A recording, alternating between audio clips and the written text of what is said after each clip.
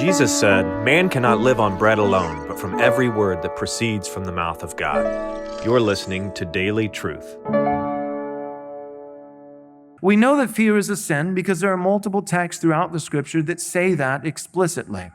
Be anxious for nothing, but with prayer and supplication, make your requests known to God. And this is not just saying, offering a suggestion. Fear is not pleasant, and therefore, because I would have you be at peace, because peace is far more pleasant than fear, therefore do not be anxious.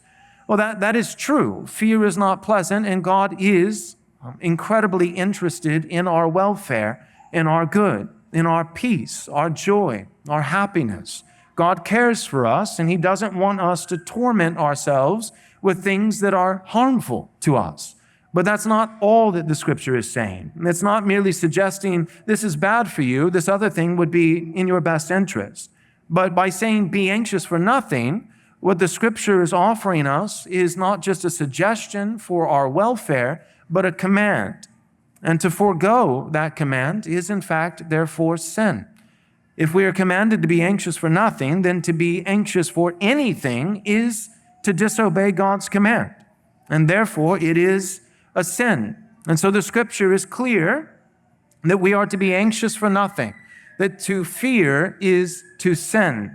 But beyond fear merely being a rejection of God's commandment, disobedience, and therefore sin, fear also, as I've already said, signifies an individual or a group of people being underneath God's judgment, especially when the fear is irrational. And that's what we see throughout the book of Joshua, and we'll see it again in further chapters, that as the people of Israel, the nation of Israel comes against their enemies, oftentimes what happens is that their enemies, their hearts are melted like wax, that their hearts and spirit give way to fear, and irrationally so.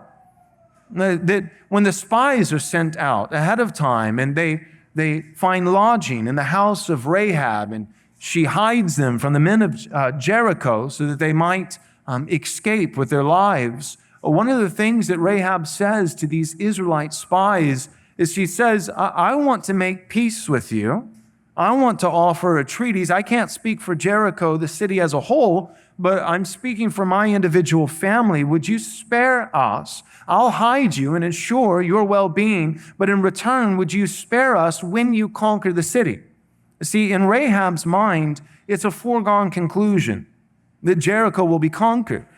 And that begs the question, why? Why is Rahab so confident that Israel will be victorious and that Jericho will be destroyed? Well, she says explicitly her reasoning, and the reasoning is she says that her own people, the people of Jericho, there is no spirit left in them, that every man's heart has melted within him like wax, that they've come underneath a irrational, and it being irrational, we might even say a supernatural fear, a supernatural fear. And so giving in to fear is always a sin, and not always, but often, beyond merely being a sin, it is a sign of judgment, that God has handed someone over to fear, an irrational fear, a supernatural fear that signifies their condemnation.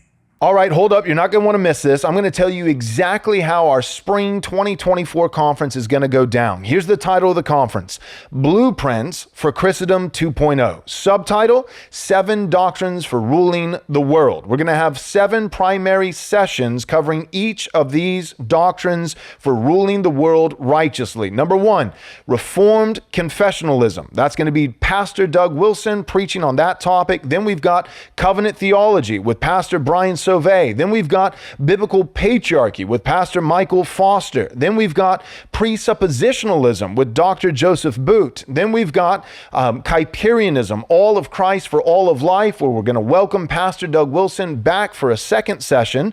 Then we've got General Equity Theonomy. We're going to have Dr. Joseph Boot come and do a second session on that topic. And then lastly, we'll have Pastor Dale Partridge on postmillennial eschatology. In addition to these 7 sessions, we're we're also going to have not one, but 2 live podcasts. On the first day of the conference, that's Friday, March 1st, we're going to have a live Theology Applied podcast.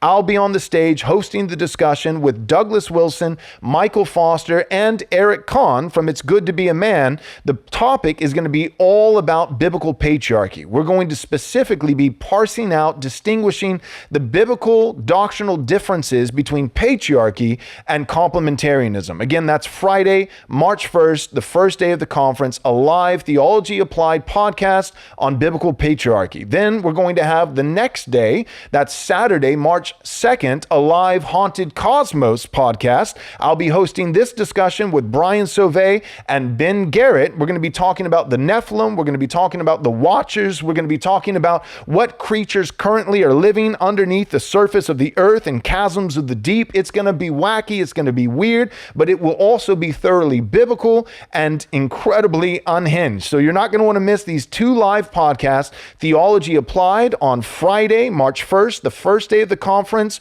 on biblical patriarchy with Doug Wilson, Michael Foster, Eric Kahn, and myself. And then the next day of the conference, Saturday, March 2nd, a live Haunted Cosmos podcast with Brian Sauvé and Ben Garrett and myself on the Nephilim, the Watchers, and what lies under the surface of the earth. And then the conference will hold over for one final, the third and final day. That's going to be the Lord's Day, Sunday, March 3rd, where one of our speakers will be holding over to preach the Lord's Day sermon, and I'll be leading us in worship through the liturgy. So we've got 3 days, a Friday, Saturday, Sunday, March 1st, 2nd, and 3rd of 2024, Blueprints for Christendom 2.0, 7 Doctrines for Ruling the World. You're not going to want to miss this conference. Our early bird rate is still available, but only for a very short period of time. We are ending the early bird rate on August 31st at 11:59 p.m. That will be the final chance to get into this conference at an affordable,